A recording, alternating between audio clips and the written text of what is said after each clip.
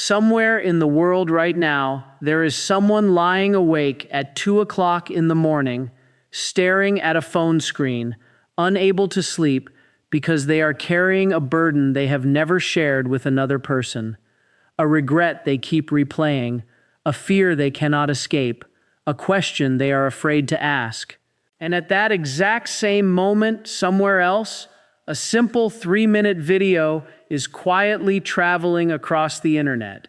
No expensive production, no dramatic soundtrack, no famous personality trying to capture attention. Just a priest sitting in front of a camera, speaking a message so simple that people stop scrolling and listen. Within a single day, that short clip reached thousands of people. But what made it unusual was not the number of views, it was the type of reactions it created. The comment section became filled with people saying things they normally kept hidden. They were not simply leaving compliments or passing along a religious message. They were sharing personal struggles. They were admitting they had almost given up. They were saying they had been searching for something they could not explain, and somehow this message appeared at exactly the moment they needed it. One person wrote, "I needed to hear this today." Another said, "I was ready to walk away completely, but I found this before I did." Someone else asked, "How did this reach me at exactly the right time?" That is what makes messages centered on divine mercy so powerful to many people. They do not depend on impressive presentation. They do not require a famous face or a carefully designed campaign. They simply rely on an idea that has remained meaningful for generations. The idea that hope can still reach someone even when they feel they are too far away to find it. The message itself was not new.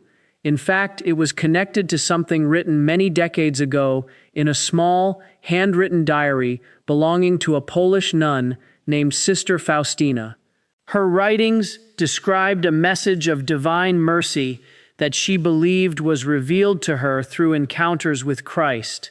Yet somehow, when that message was explained in simple language for a modern audience living with guilt, anxiety, comparison, and loneliness, it reached people in a completely different way.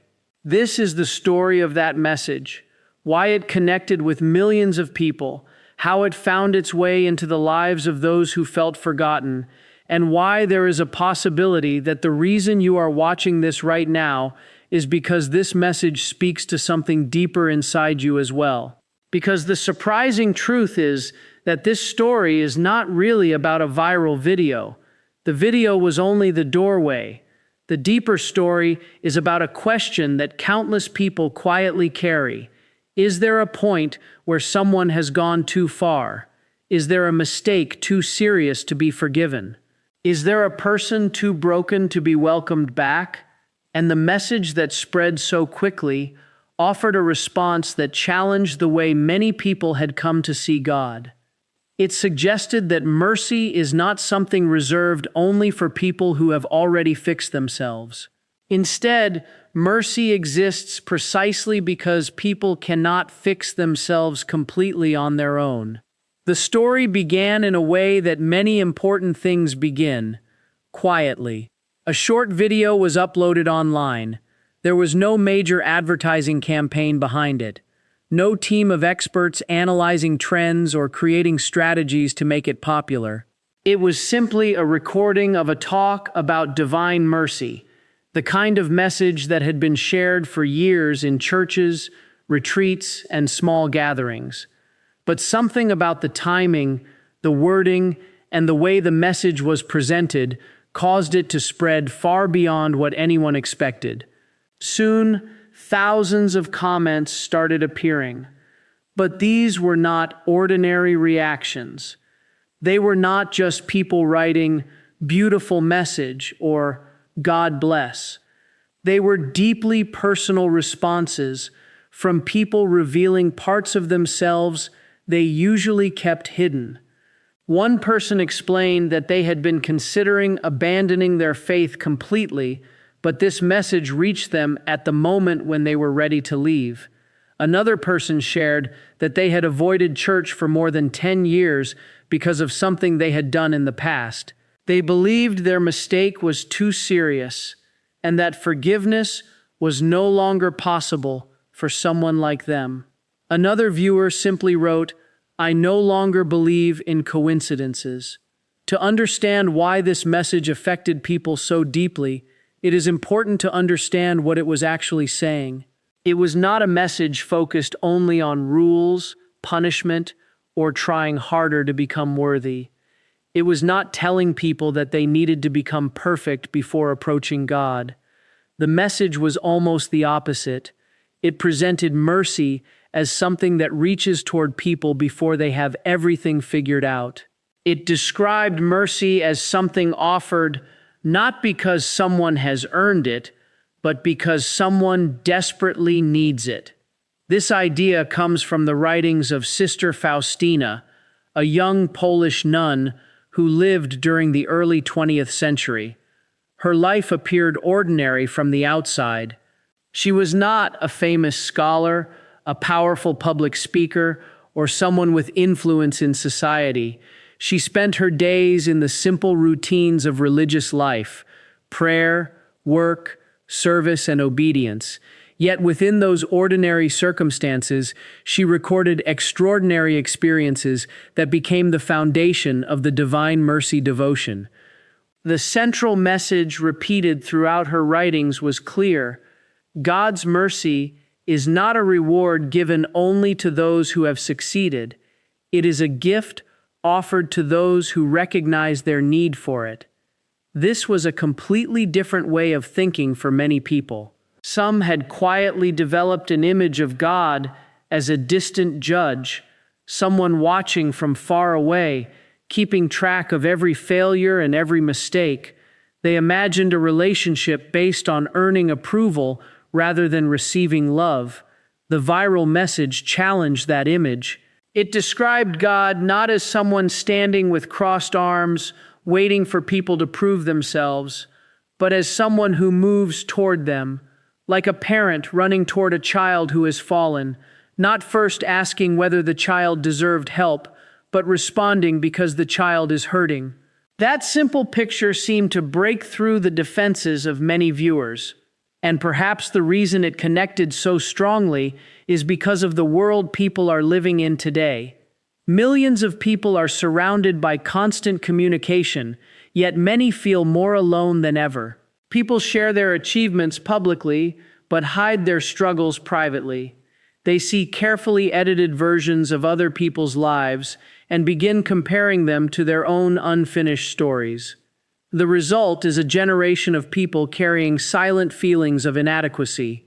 They wonder if they are successful enough, attractive enough, disciplined enough, good enough, even spiritually worthy enough. Into that environment came a message that said something completely different. You are not beyond mercy. You are not the one person who cannot be forgiven. You are not excluded from hope. The message was not saying that mistakes do not matter. It was not ignoring the seriousness of wrongdoing. Instead, it separated two things that people often confuse: the seriousness of the wound and the willingness of the healer. A doctor who takes an illness seriously does not abandon the patient. The seriousness of the condition is exactly why treatment is needed. In the same way, the message explained that human brokenness is not a reason to run away from mercy. It is the very reason mercy exists. For many people, this changed the way they viewed shame. Shame tells people to hide. It tells them to disappear until they become better. But this message offered the opposite invitation. Bring the broken places into the light, because those are exactly the places where healing can begin. And that idea continued spreading. The video was shared across different platforms. People translated parts of it into other languages. Viewers created their own short clips and passed the message along. What began as a simple recording became something much larger. But behind the viral moment was an older story, a handwritten diary Created by a young woman most people would never have noticed during her lifetime, carrying a message that would eventually reach millions. And understanding that history reveals why this message continues to affect people decades later. The story behind this message begins with a person who, by ordinary human standards, seemed completely unlikely to become known around the world. She was not a person with wealth, influence, or public recognition. She was not a famous theologian or a religious leader with a large following. She was a young Polish woman named Sister Faustina, living a quiet life inside a convent, carrying out simple responsibilities that most people would never consider remarkable. She cooked meals, she worked in the garden, she completed daily tasks. She lived a hidden life that appeared insignificant from the outside. But it was within that hidden life that she recorded something that would eventually become one of the most recognized messages of mercy in the modern Catholic world. Her diary was not written with the expectation that millions of people would ever read it. She wrote because her spiritual director encouraged her to keep a record of what she experienced. He believed that something important was happening and that these writings should be preserved carefully. Over a period of several years, she filled pages with descriptions of prayer, spiritual experiences, and what she believed were conversations with Christ. Again and again, one theme appeared more than any other: mercy. Not mercy as a distant idea discussed only in theological books. Not mercy as a word people repeat without thinking deeply about it. She described mercy as something personal, urgent, and available to every person regardless of their past. The message was not that sin does not matter. It was not that human choices have no consequences. Instead, it focused on what happens after someone recognizes their mistakes. It focused on the possibility of returning. One of the most important ideas connected to her writings was that mercy is not meant only for those who already appear righteous. It is especially meant for those who know they are wounded, lost, and in need of help. This idea challenged a common assumption many people carry about their relationship with God. They imagine that they must first become better before they can approach Him. They believe they need to clean up their lives, overcome every weakness, and fix every mistake before they are allowed to return. But the message of divine mercy presents a different order. It says that people do not come to mercy because they are already healed. They come to mercy because they need healing. That difference may seem small, but emotionally, it changes everything. For someone carrying years of guilt, regret, or shame, the idea that they must improve themselves before seeking forgiveness can become an impossible burden. They keep waiting for the perfect moment when they feel worthy enough to return. But if mercy is something offered precisely because people are imperfect, then the door is already open. One image from Sister Faustina's writings became especially connected with this message. It showed rays of light flowing outward from the heart of Jesus, one pale and one red, traditionally understood as symbols of water and blood, representing cleansing and life. Below the image were 5 simple words: "Jesus, I trust in you." Those words became central to the devotion because they expressed the entire message in a way anyone could understand. They were not complicated. They did not require advanced knowledge or years of study. They represented a simple act of surrender. A person in any condition, at any moment, could make that prayer. Someone who was confident could say it. Someone who was struggling could say it. Someone who had failed repeatedly and did not know how to begin again could still say it. That simplicity is one reason the message continued to connect with people across different generations. However, The journey of these writings was not immediate or effortless. Like many private spiritual experiences throughout history, they were approached carefully. Church authorities examined them with caution, partly because of questions surrounding translations and interpretation. Some early translations created confusion because certain phrases did not accurately communicate the meaning of the original Polish writings. The Church has always approached private revelations carefully, recognizing that they must be evaluated before being widely accepted.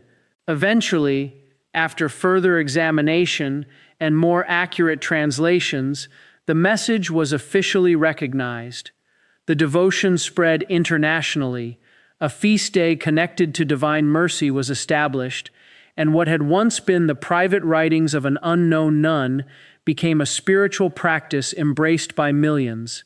This history helps explain why the viral video connected with people so strongly.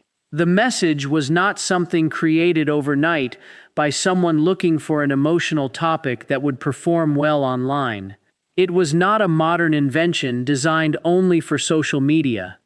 It was an old message reaching a new audience. A message written decades earlier was suddenly being heard by people living in a completely different world. A world of smartphones, constant comparison, digital pressure, and emotional exhaustion. There is something deeply meaningful about the way this message traveled through history. A message about the forgotten and the overlooked came through someone who herself was overlooked. A message about mercy reaching those who feel unworthy came through someone who had no worldly status or influence.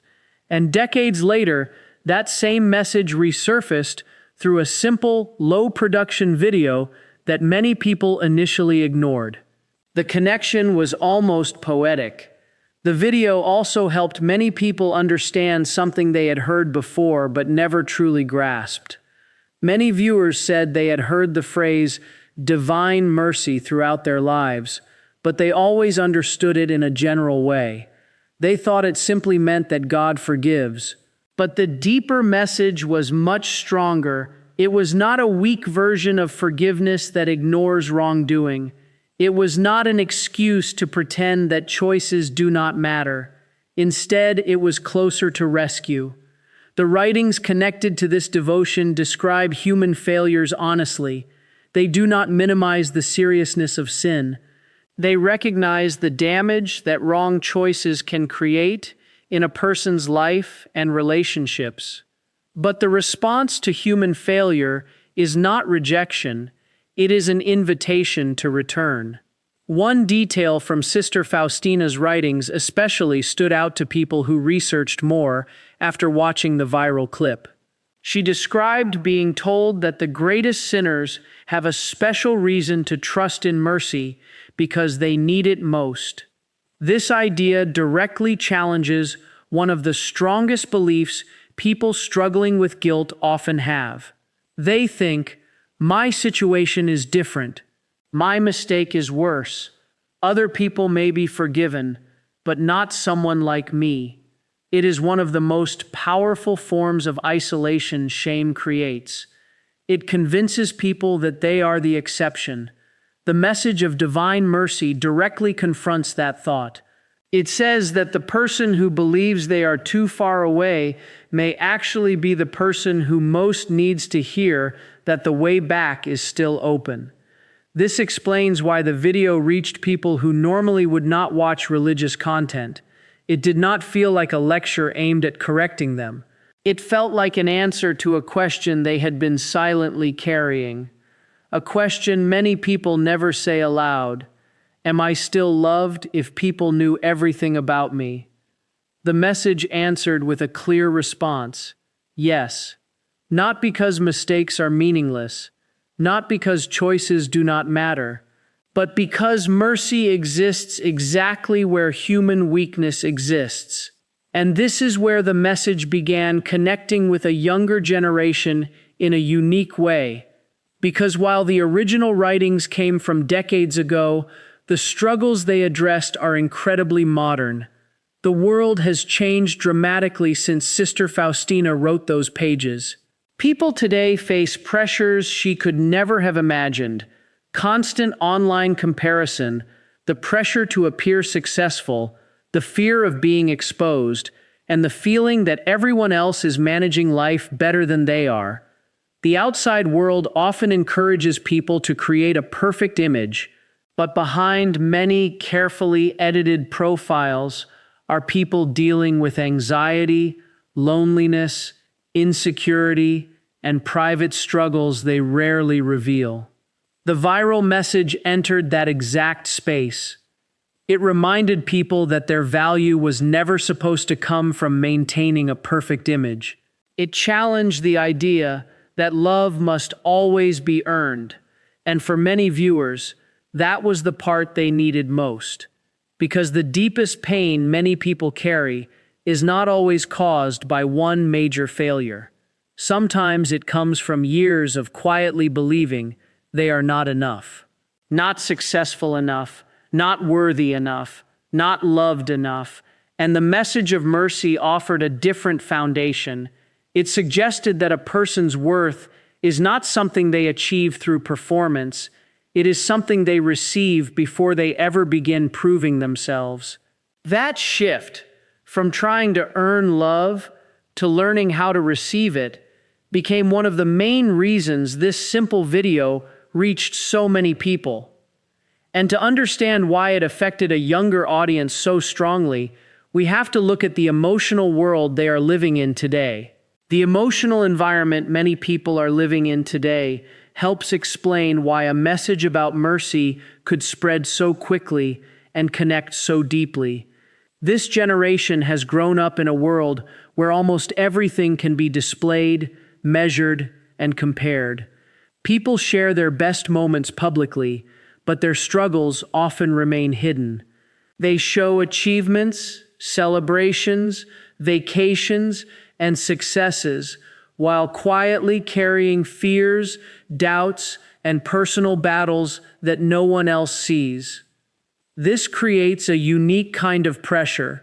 It is not always connected to one specific mistake or one major failure.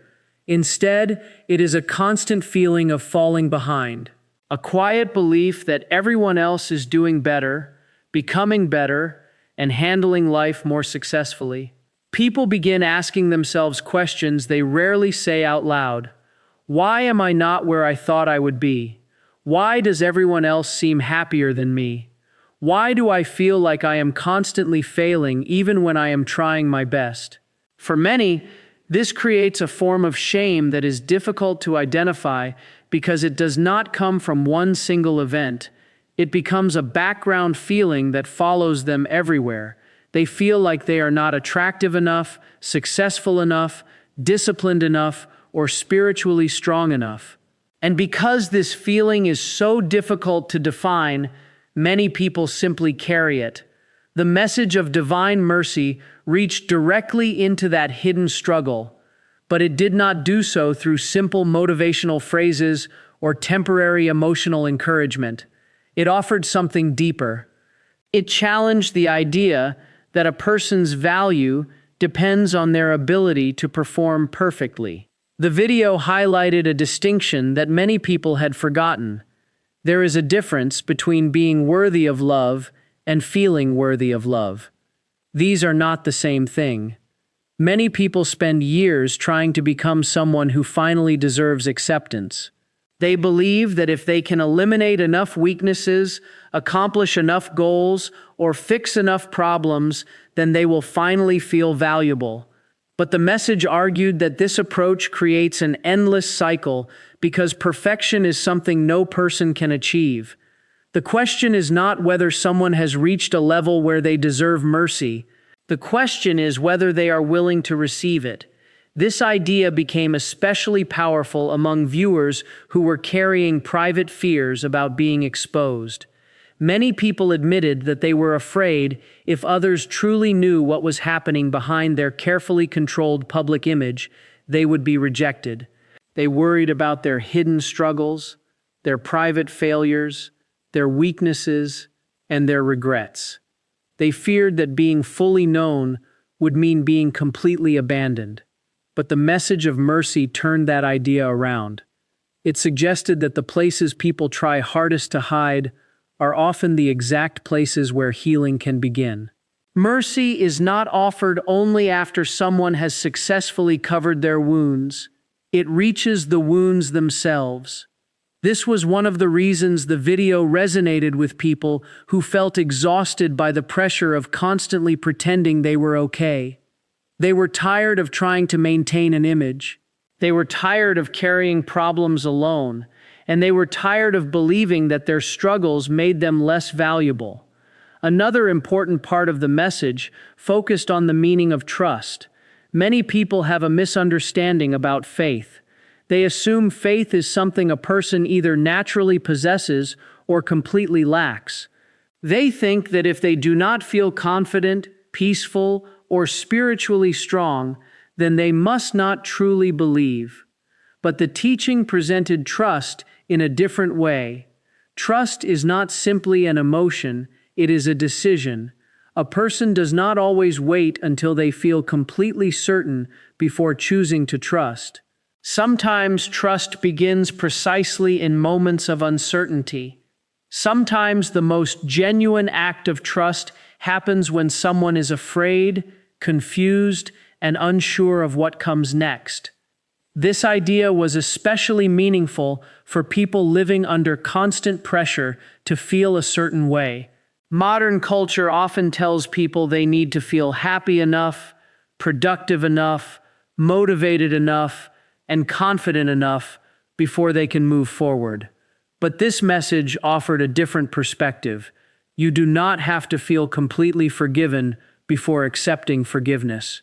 You do not have to feel completely worthy before accepting love.